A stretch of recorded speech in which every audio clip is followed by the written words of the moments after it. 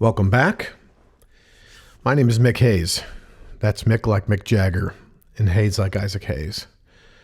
I am the internet's most invisible guitarist and singer, a man who hesitates to call himself a songwriter. And I say that because I've met some songwriters and what I do is very different. I write songs to get things off my chest. That's my story and I'm sticking to it. Today we're dealing with the topic of how and when to go professional.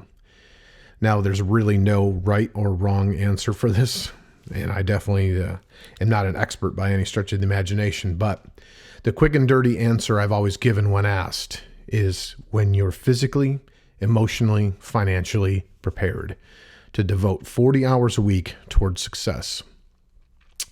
Now, the most touted theory is that 10,000 hours of experience, including studying and practicing, is deemed professional, or a professional, I should say. I know you've heard this before, which I find ironic, is because that any time that there's an amateur plane crash, they always cite how many hours of flying experience the hobby pilot had.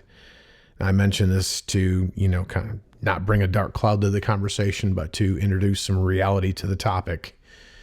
And again, the relationship between amateur and professional and how they are both vulnerable to danger. In preparing for this, though, I had to kind of challenge myself and read the definitions of a professional, air quotes, to confirm my own alignment on the topic. So, the first definition was participating for gain or livelihood in an activity or field of endeavor often engaged by amateurs. A little bit of word salad there, but I think you get the idea. The next was following a line of conduct as though it were a profession. The next was exhibiting a courteous and generally business-like manner in the workplace. And the last one that pertained to this was characterized by or conforming to the technical or ethical standards of a profession. Now let's extract some keywords and phrases together here. The first would be conduct, the next courteous, then business-like manner, and ethical standards. See, we see between all of those the behavioral standard of a professional. But that's not saying anything about the hours spent behind the scenes trying to navigate the industry that you are pursuing. At that time, I'm going to tell you what my story was, picking up kind of where we left off with the episode before this. In 2003, I had negotiated for a new wage at my job, and within a number of months later, they came to me and told me that they couldn't afford me anymore. And it was a very difficult time in my life because as a career musician, I was already working part-time with a number of opportunities, but most importantly, a local band. But I was a man it was a man who had been working since 16 years old, and at that time I was early 20s. So I guess my first piece of advice on this topic is to point out the fact that you have to have, obviously, a savings. That's the most important part, and I had that at that time. But for me to go into my savings and buy the necessary, we'll call it startup items in my, rarefied profession, those things would be, a PA system when it's needed, and a kind of a light system when it's needed. You need the ever popular gig rig or band van, whichever you prefer. I needed website, and I needed some of those other, common, everyday things.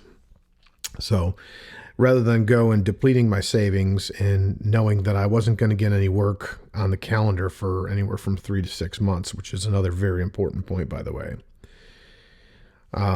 I took a job, which was a kind of a lateral move for me at a plastic factory that also had a machine shop inside of it. Now, the machine shop side of it was more tailored to my previous profession. But one of these stations that I had to work at in the machine shop pretty often had a really dismal, almost depressing view out a window. And that view was of an old barn with a like kind of a traditional gray barn, if I can help you with some of the visual here, and a red door, very, falling down kind of vibe to it. And a pair of railroad tracks from where they used to load things on rail cars that obviously was, grown over with brush and stuff. And it was a very depressing atmosphere for me. I just kind of sat there for 8 hours a day. The highlights of my day were when the coffee truck came first thing in the morning, lunch, and when the shift ended. We all know those feelings. I just was realizing at that time that this is the farthest away from the dream that I was chasing after. So the first thing I started to do was kind of edit, which is something that you'll go through when you, anytime that you decide to go into a profession. So I started to edit some of those dreams. Like, I'm okay with a cheaper van. I'm okay with a lesser than great PA system. I'm okay with a couple things because I realized I was kind of getting sucked back into 9-to-5 lifestyle. And the first thing, well, let me just say it this way. We'll call it a misfortune. I had the misfortune of watching a gentleman that I worked with cut 3 fingers off. And it's a very, very gruesome story. I don't want to go into it. My luck, YouTube will take it off the air. But I watched a guy cut 3 fingers off, and I went to the shop manager or foreman, call him what you will, and I told him, this is it. This is my tweak notice. And I was nowhere near saved up what I had wanted to say if I had only been there a couple of months. And the running joke was that, no, man, I like playing piano. I'm good. In addition to guitar, but still. Excuse me. So I put in my 2-week notice, and I even requested, I'm like, for the 2 weeks that I got left, like I literally just want to work in the tool crib and like sign out parts and, drill bits, sharpening and stuff like that. But on my last day of work there that day, I brought in my camera, which of course we take for granted now. We all carry cameras with us on our smartphones. But I brought in my camera and I took a picture through that window.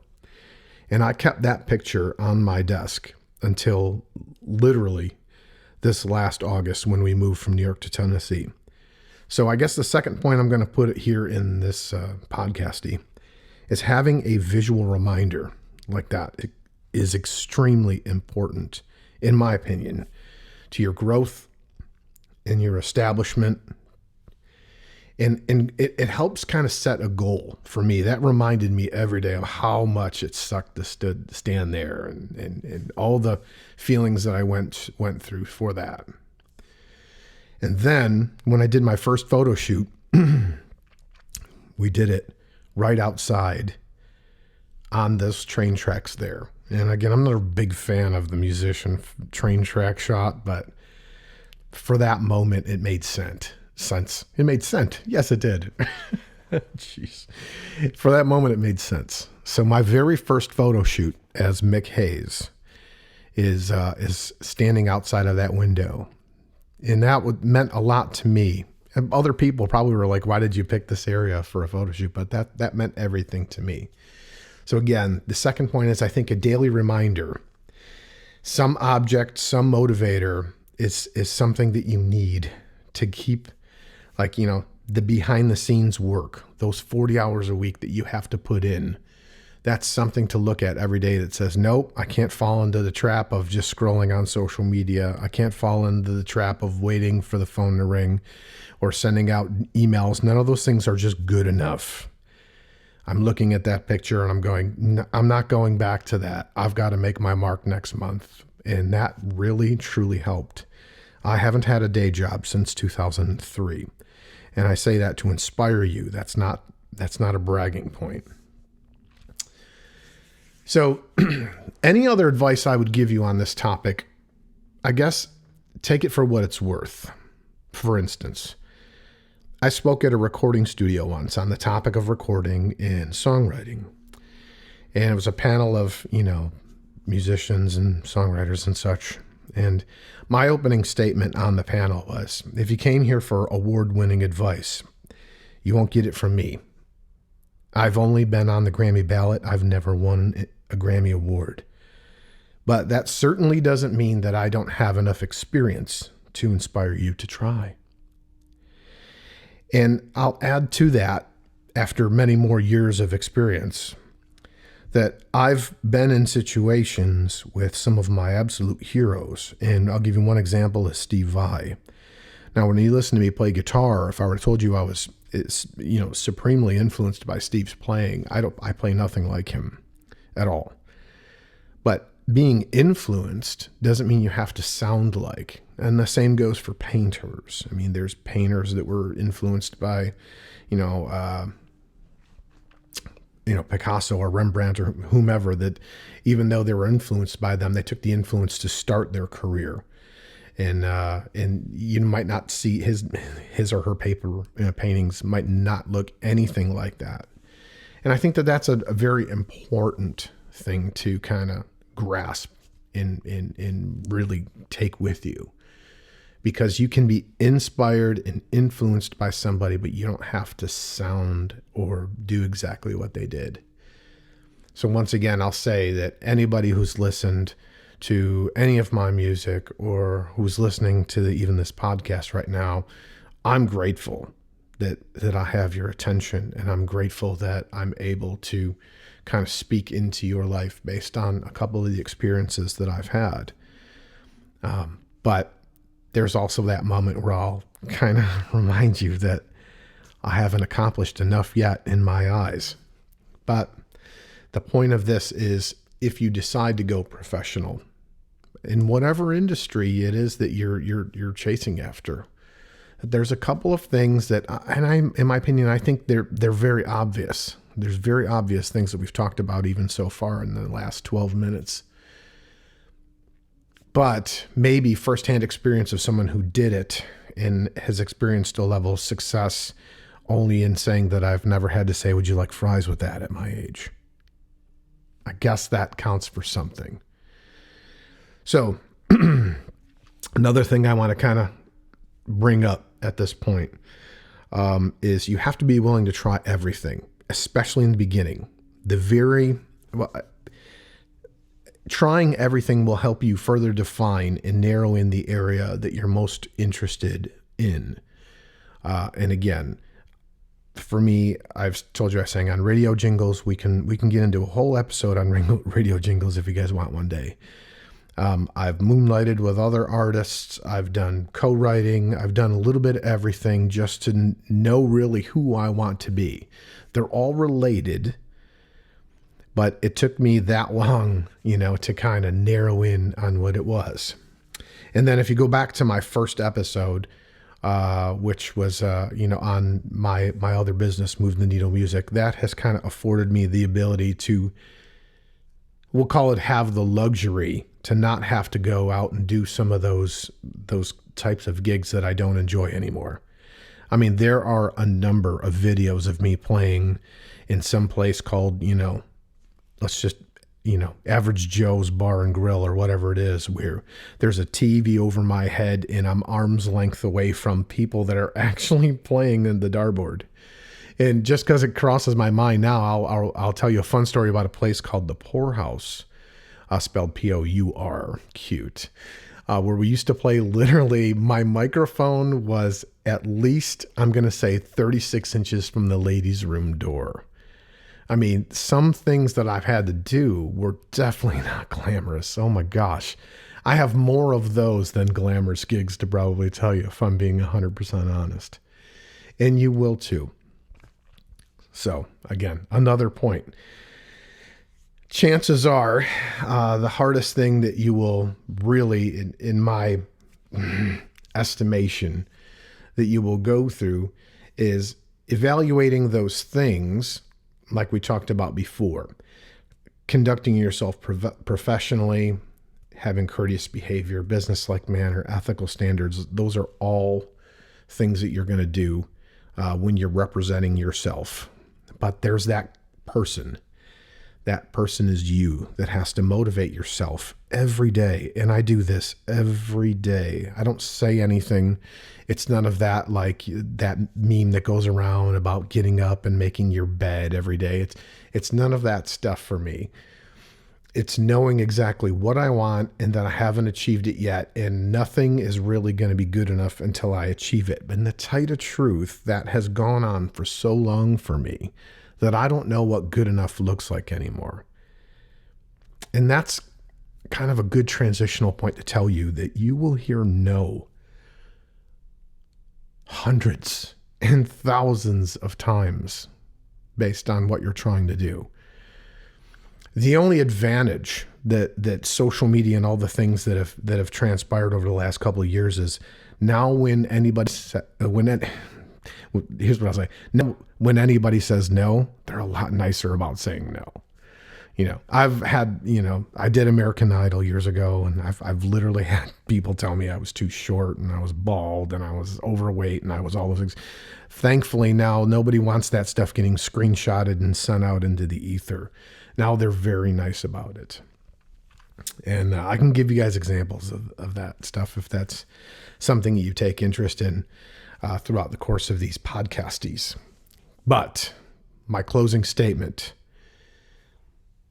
first thing first, is I hope all this stuff helps so far. I really, truly do. I'm so grateful if you've made it this far into listening.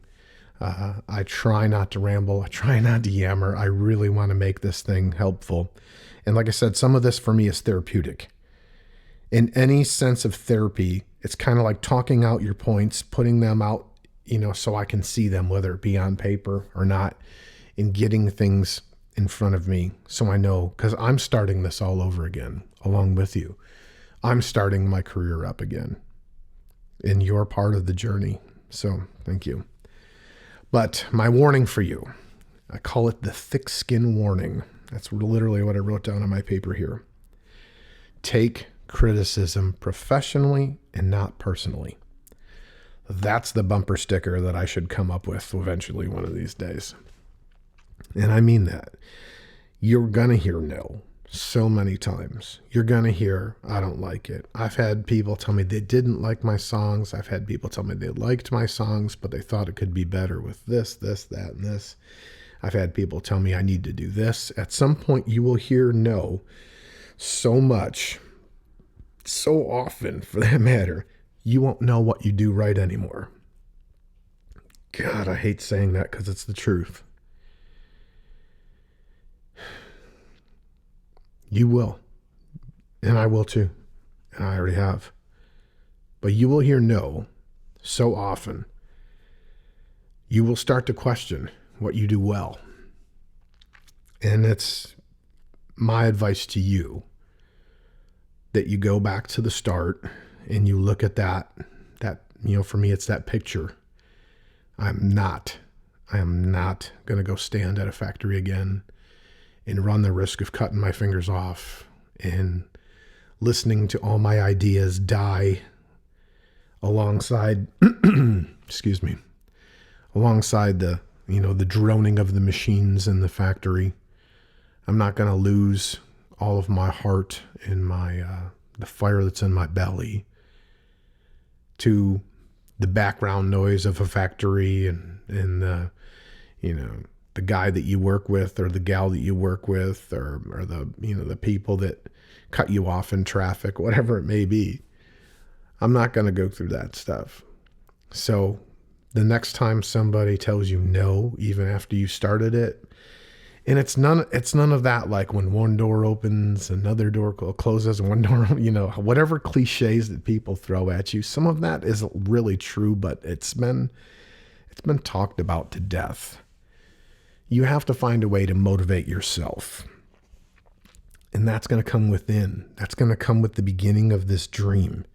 And there will be a point. You could only be a week away from your day job. And you've sent out all the emails you can, and you've sent out all the DMs, and you've liked all the pages, and you've reached all the people that you can, and you've bought all the materials, and yet the phone isn't ringing, and the inbox is quiet, and you're gonna reach that point where you're gonna panic. Believe me, I know what that's like. For me, truthfully, if I'm being totally honest, which is the goal of all of these podcasties so far, is that happens to me real close to bedtime. And I start thinking, I'm like, man, I reached out to like 30 people today and hear back from any of them. And then I'll go back through my phone and I go, oh, look, they saw that show's delivered. Now it shows read. This show's seen on Instagram, whatever it may be. Look at this. And they won't even write you back. And days could go by and they might write you back. And then days could go by and they don't. But don't give up. You can't give up. You're meant to do this. And I'm saying that to you as much as I'm saying it to me. So, on the topic of when to go professional, like I said, there is no right or wrong answer.